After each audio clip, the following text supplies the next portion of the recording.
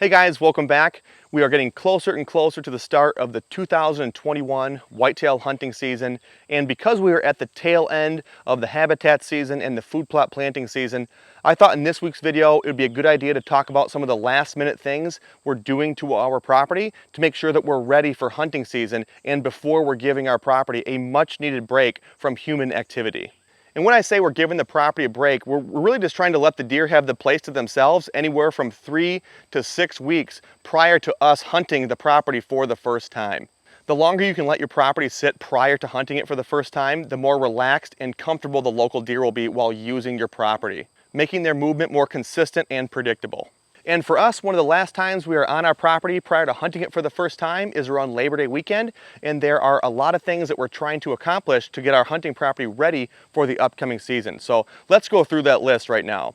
So guys, for the most part, these are in no particular order, and I'm not going to really spend a whole lot of time on each item, as most of them are pretty self-explanatory. One of the more important things you want to make sure that you're doing is checking each individual stand location. And if you have ground blinds, this isn't as important as the hang-on stands. If you have ground blinds, maybe just go in there and make sure that when the door opens and closes, it's not that squeaky. Every once in a while, if you do have a squeaky door, you just got to make sure that it's lubricated to make sure that when you get in and out of your stand, you're not making a whole lot of noise. When it comes to your elevated stands, whether it's a hang-on tree stand or a ladder stand, there is a little bit more that we want to make sure that we're doing when we're checking those stand locations. The first thing that you want to make sure that you're double checking is anything safety related. So any straps connecting your ladders or your stands to the tree, or any safety systems that you have on the tree. So lifelines, safety belts, just make sure that you're double checking anything safety related in each one of your stand locations. And while you're up there, make sure you're also double checking everything that you might need for convenience. So if you want to have a bow hanger, make sure that you have a bow hanger in each tree. If you want to have an extra hook for a backpack, I like to have an additional hook on top of a hook for a backpack for my camera. That way, just in case if it's a nice weather day, I can hang my camera separate from my backpack so I don't have to be digging through my backpack for the camera. If it's rainy, put it in the backpack, but it is nice to have that extra hook for my camera. So each one of my stands has the bow hanger, hanger for my backpack, hanger for my camera, hoist rope for bow, firearm. Just make sure each one of your stand locations has everything that you're going to need from a safety perspective and also from a convenience perspective. Another thing that you want to make sure that you're doing just before the season, and you can do this at the same time as checking on your stand locations, is making sure that you have good shooting lanes at each stand location. If it's a new stand location, then you obviously need to make sure that you're clearing your shooting lanes at that new stand location. But even if it's an old stand location, you're going to have a lot of new growth from this previous growing season. And you're going to most likely have to trim back some vegetation to make sure that you have a clear shot to where you think the deer are going to be moving. And I don't really want to spend too much time on shooting lanes here, but I did want to say for me, when it comes to shooting lanes, less is more. I don't want to cut down a lot of trees, cut down a lot of vegetation, and risk exposing myself, where I can just as easily cut smaller windows where I think the deer are going to be more likely to pass through and not risk exposing myself. Another thing that you want to make sure that you're doing just prior to the hunting season is making sure that your access trails are clear. You don't want to be walking to or from your stand locations and be stepping on a bunch of sticks, making a lot of noise. So now is the time to clear your access trails if you haven't already. But the hardest time to clear your access trail is the first time. Every year after that, it gets easier. If you just want to take a leaf blower, that'll most likely get the job done. Just blow the leaves off your trail, and there'll be some small sticks. Your leaf blower will most likely take care of those as well. However, every once in a while you will have a tree that comes down that blocks your access trail, and again, you want to make sure that that's taken care of now as opposed to the first time you go back to hunt your property. You don't want to do all this work to your property, let it sit for a month, and when you're going to hunt for the first time, see a tree blocking your access trail that you're going to have to go around and make a ton of noise, potentially scaring the deer that you've been trying to keep pressure free up until this point. So try your best to make time to walk each access trail to each stand location. That way there's just a higher probability that they're going to be clear for when you guys hunt those stands for the first time. Moving on to the next thing that we're doing, and you're going to notice a lot of reoccurring themes here, is we really like to make sure that we have each one of our deer trails clear prior to the season as well.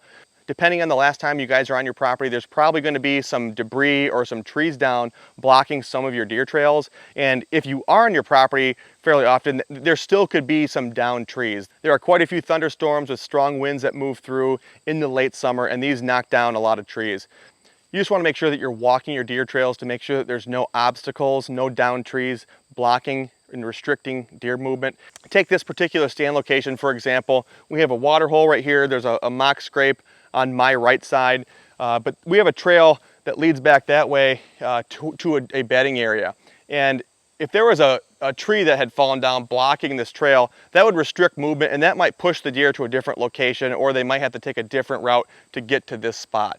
And depending on where the trail is or where your stand is in relation to the downed tree or the obstacle, that could push the deer just out of range. And that's the last thing that you want after, again, working on the property for as long as you did. So just take the time to walk your deer trails.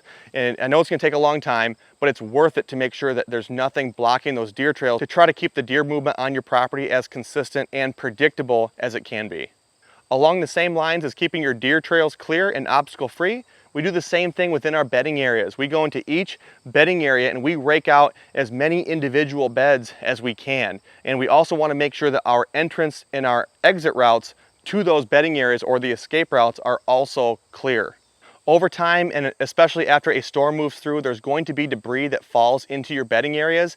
And if you have large branches and sticks that fall into individual deer beds, or if you have large branches that block escape routes, the chances that the deer on your property are going to use that particular bedding area are going to drop. So make sure that you're double checking both your individual deer beds and, again, the ways in and out of your bedding areas to increase the chances that the deer on your property are going to use the bedding areas that you've made for them.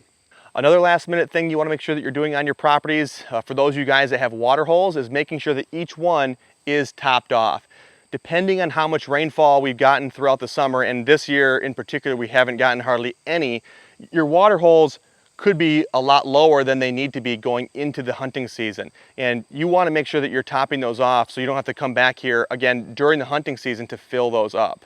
And I will say that on most years that most of our water holes, after being topped off on Labor Day weekend, carry a significant amount of water throughout the hunting season and do not need to be refilled. Obviously, the smaller the water hole, the more often you're going to have to fill it up, and that's why we go with the 100 or the 120 gallon stock tanks when we put these in. That way we don't have to fill them up nearly as often. But regardless of the size of your tank, you do want to make sure that you're topping them off one last time prior to the hunting season. That way, hopefully you don't have to come back and do it during the hunting season. Another thing that we like to do, if we haven't done it already, is to freshen up each one of our mock scrapes.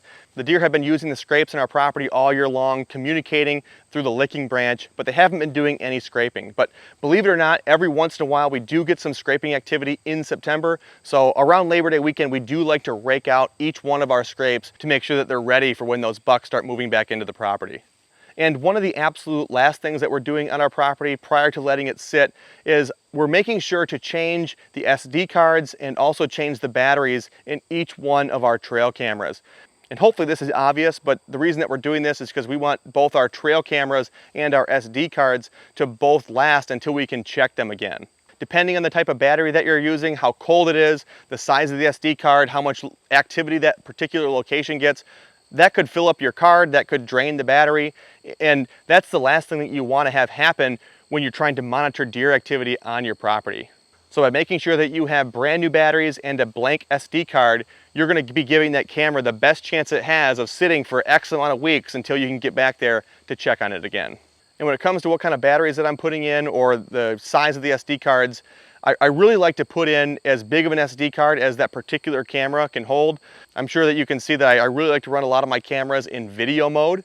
And these videos do take up a lot more space than a picture. And the last thing that I would want to have happen is for that card to fill up before I can come back to change it. So again, I like to have as large of a card as that particular camera can hold, whether that's a 32 gigabyte or a 64 gigabyte card. And for what kind of batteries I'm using in my trail cameras during the off season, I use whatever the cheapest AA batteries are. But during the hunting season, because I'm trying to make sure that these cameras last and they perform well in low temperatures, I'm using Energizer lithium batteries. And these are pretty expensive batteries. They might be the most expensive that you're going to see at the store, but there's a reason that they're expensive. It's because they perform better and they last longer than pretty much any other AA battery. So if you want your cameras to last, whether that's a regular camera or a cell camera, I would recommend using Energizer lithium batteries. And the absolute last thing that we're doing on our hunting properties before we're letting them sit prior to hunting them for the first time is we are broadcasting our cereal rye into our fall food plots. Deer prefer cereal rye when it's younger, so you want to be planting this as late as you can without applying too much pressure to your property. And for us, the sweet spot happens to be right around Labor Day. That way we can still have younger cereal rye while also giving our property enough time to sit. And this is a fun day for us because my son really loves helping with as many habitat improvements as he can. But there's just some things that he can't help with. A lot of it is too dangerous for a 3 or 4-year-old to be doing, whether it's cutting trees down or applying herbicide. So when it comes to planting a food plot, and applying the seeds, he really loves to help. And putting cereal rye down is not really something that he can hurt. I have let him put down brassica seeds in the past, and he overseeds that pretty quick. But with cereal rye, that's not really the case. We're putting it down pretty heavy anyway, so if he happens to put a little bit too much down in one spot, it's not going to be the end of the world. And he really loves helping, and I'm sure that my daughter this year is going to be out there helping as well, and that's going to be pretty fun to watch her start working on habitat improvements as well. But guys, that pretty much wraps it up for the things that we're doing just prior to the hunting season on our properties. If you guys have anything different that you're doing on your properties, I'd love to hear about it. Or if you have any questions, please drop those in the comment section below. I'll get back to those as soon as I can, and we will see you guys in the next video.